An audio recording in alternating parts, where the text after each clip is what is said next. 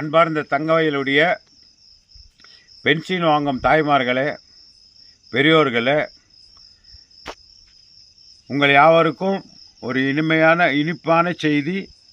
நம்முடைய தங்கவயலுடைய மாண்புமிகு சட்டமன்ற உறுப்பினர் அவருடைய முயற்சினால் நேற்றைய தினம் 17ஆம் தேதி கர்நாடக அசெம்பிளியில் இந்த பென்ஷன்காரங்க 14,000 பேர் என் தொகுதியில் வந்து விட்டு போயிருக்கு.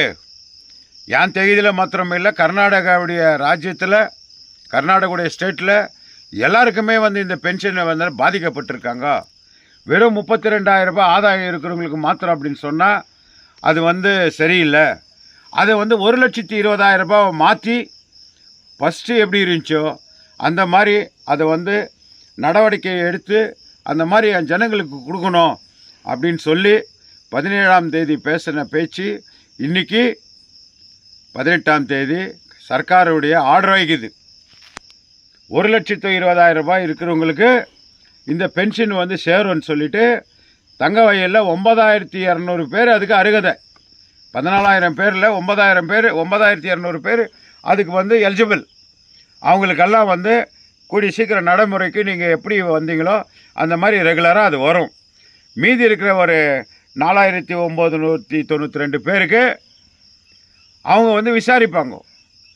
கொஞ்சம் தப்பு மாಹಿತಿ கொடுத்து ஏஜ் கம்மியாக, வயசு கம்மியாக கொடுத்தவங்க, இன்கம் ஜாஸ்தி இருக்கிறவங்க, 1,20,000 ரூபாய்க்கு மேலே இருக்கிறவங்க, அவங்களுக்கெல்லாம் அதிகாரிகள் வந்து பரிசீலனை பண்ணி அது கரெக்டாக இருந்தால் அந்த 4,900 பேருக்கும் வரும். அப்படி இல்லைன்னு சொன்னாக்கா இந்த மாதிரி தப்பு சந்தேகம் கொடுத்து அதில் சேர்ந்தவங்களுக்கும் இன்கம் வருமானம் ஜாஸ்தி வரவங்களுக்கும் அது தவிர்க்க முடியாது. கவர்மெண்ட் ஆர்டரோடு மதிக்கணும்.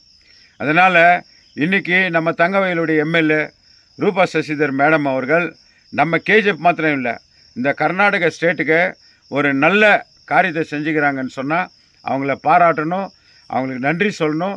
அது மாத்திரமில்லை, நம்ம கர்நாடகாவுடைய முதல் மந்திரி டி.கே. சிவகுமார் அவர்களும் நம்ம உதவி chief minister deputy chief minister Parameshwara ஐயா அவர்களுக்கும் மனமார்ந்த ரூபா மேடம் அவர்களுக்கு சப்போர்ட் பண்ணி அந்த காரியத்தை வந்து வெற்றிகரமாக முடிச்சு கொடுத்ததுக்கு அவங்களுக்கும் இந்த முறை நம்ம நன்றி சொல்லணும்.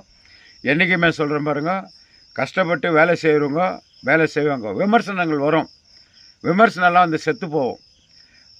இது மேடம் தான் பண்ணாங்க, எம்எல்ஏ தான் பண்ணாங்க, இது கர்நாடக சர்க்கார் தான் பண்ணிச்சு, அப்படியெல்லாம் ஒரு விமர்சனம் இருந்துச்சு.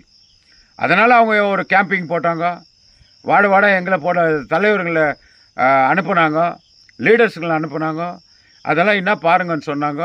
இங்கேயே சம்மந்தப்பட்ட அதிகாரிகளை கேஜிஎஃப்க்கு அழைச்சிட்டு வந்து ஒரு கேம்பிங்கும் பண்ணாங்க. அதில் எத்தனை பேருக்கு எவ்வளோ கஷ்டப்படுறாங்கன்னு எல்லாம் உங்கள் குறைங்களையும் நீங்கள் சொன்னீங்க. அதனால் இது வெற்றிகரமாக பிடிச்ச மேடம் அவர்களுக்கு நன்றி, நம்ம கர்நாடக சர்க்காருக்கும் நன்றி.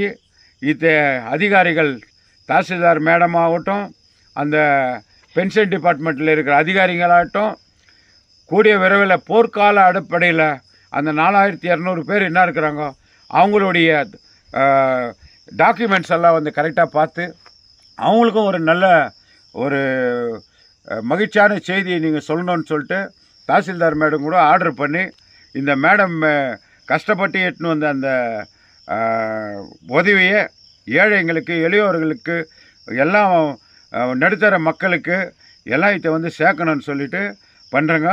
இந்த மாதிரி ஒரு எம்எல்ஏ கிடச்சிது நம்ம கேஜிஎஃப்க்கு ஒரு வரப்பிரசாதம். நீங்கள் பென்ஷனுக்காரங்க இன்னும் நிம்மதியாக தைரியமாக தூங்கலாம். உங்களை கஷ்டமெல்லாம் வந்து கூடிய சீக்கிரம் விரைவில் தீரும். உங்கள் பென்ஷன் உங்கள் அக்கௌண்ட்டுக்கு வந்து சேரும் என்பதை மகிழ்ச்சியுடன் தெரிவித்துக் கொள்கிறேன். நன்றி, வணக்கம்.